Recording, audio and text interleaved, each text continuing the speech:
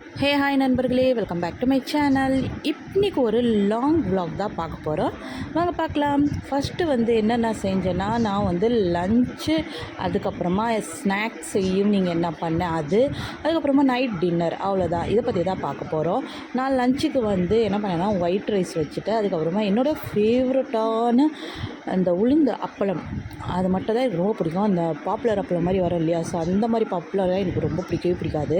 இந்த அப்பளம்னா நல்லா சாப்பிட்லாம். இந்த அப்பளம் ஃப்ரை பண்ணி எடுத்து வச்சுட்டு, அதுக்கப்புறமா சுட சுட தால்ச்சா தாங்க வச்சேன். அதுவும் சிக்கன் தால்ச்சா. இதில் நான் ஆல்ரெடி காய்கறியும் போட்டிருக்கேன். என்னென்னா உருளைக்கிழங்கு, அதுக்கப்புறமா வாழைக்காய், அவரைக்காய், கேரட் ஒரு 2 போட்டிருக்கேன் கட் பண்ணிவிட்டு. அது கூட சிக்கனும் போட்டிருக்கேன். நான் பீஃப் தால்ச்சா செஞ்சுருக்கேன், அதுக்கப்புறமா மட்டன் தால்ச்சா செஞ்சுருக்கேன். மட்டன் எலும்பு போட்டு அந்த தால்ச்சாவும் பண்ணியிருக்கேன். பட் சிக்கன் தால்ச்சா பண்ணது கிடையாது. சரி, பண்ணி பார்க்கலாமே எப்படி இருக்குன்னு அப்படின்னு சொல்லி செஞ்சேன். உண்மையிலே சொல்கிறது வேறு லெவலாக இருந்துச்சு. டேஸ்ட்டு சூப்பராக இருந்துச்சு. தால்ச்சானாலே டேஸ்ட்டாக இருக்கும். ஏன்னா இதில் கடலப்பருப்போ தோரப்பருப்பு தானே போட்டு செய்கிறோம், அதனால் நல்லா டேஸ்ட்டாக இருக்கும். அதுக்கப்புறமா நான் என்ன பண்ணிட்டேன்னா, என்னோடய லஞ்சை நான் போட்டு சாப்பிட்டுட்டேன்.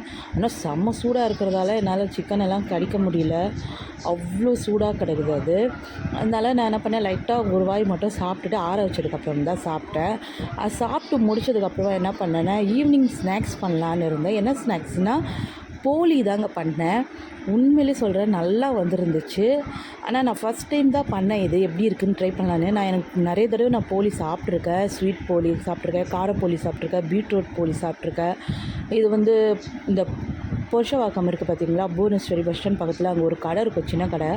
சூப்பராக போடுவாங்க. இந்த கல்யாணத்துக்கு முன்னாடிலேருந்துலாம் எங்கள் அம்மாலாம் அங்கே தான் வாங்கிட்டு வருவாங்க, எங்கள் அப்பாலாம் வாங்கிட்டு வருவாங்க. ஸோ சூப்பராக இருக்கும். அந்த கடையில் மட்டும் தான் நல்லாயிருக்கும் டேஸ்ட்டாக. சரி, ரொம்ப நாளாகிடுச்சு அது சாப்பிட்ணுன்னு சொல்லி எனக்கு ஒரே கிரேவிங்காக இருந்துச்சு. சரி, எப்படியாவது இன்றைக்கி செஞ்சு பார்க்கலான்னு தான் அது செஞ்சேன். நான் ஆல்ரெடி மைதா மாவு, மஞ்சத்தூள் போட்டு நல்லா மிக்ஸ் பண்ணி எடுத்து வச்சுட்டேன். தேங்காய் குறைப்பாக அரைச்சி வச்சுட்டேன். அதுக்கப்புறம் வெளில பாகு எடுத்து வடிகட்டி காய்ச்சி எடுத்து வச்சுட்டேன் நான். இதில் கடலப்பருப்பு நல்லா ஊற வச்சு என்ன பண்ணியிருந்தோம்னா, வேக வச்சுட்டு அரைச்சிட்டு அதுக்கப்புறமா அந்த பருப்பு நம்ம அரைச்சோம் பார்த்திங்களா, அரைச்சதில் அந்த நம்ம வடிகட்டி எடுத்து வச்சுருக்கோம் பார்த்திங்களா, வெள்ளைப்பாகு, அதுவும் போட்டு நல்லா மிக்ஸ் பண்ணி, வெல்லமும் போட்டு நல்லா மிக்ஸ் பண்ணி எடுத்துகிட்டோம்னா ஒரு பூரணம் மாதிரி ரெடி ஆகிடும். அது நம்ம இந்த மாவில் நடுவில் ஸ்டஃபிங் பண்ணிவிட்டு சுட்டு சாப்பிட்ணும். உண்மையிலும் செம்ம டேஸ்ட்டாக இருந்துச்சுங்க, நல்லா இருந்துச்சு, எல்லாம் நல்லா இருக்குன்னாங்க.